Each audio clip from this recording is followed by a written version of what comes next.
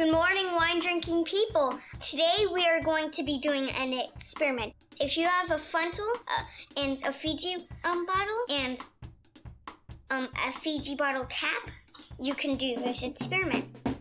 Ingredients. You'll need baking soda, salt, and sugar. You'll need water, red wine, any type of red wine, apple cider vinegar, milk,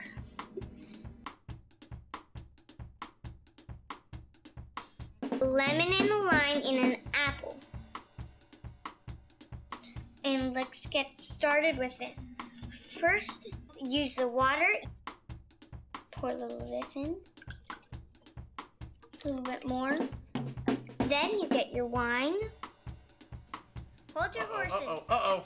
Put on the Whoa, cap. whoa. Ah! And see? It explodes. This is all we have for now. Signing off. Signing off. This is Isabella. This is Isabella. I'm Sunny. Bye.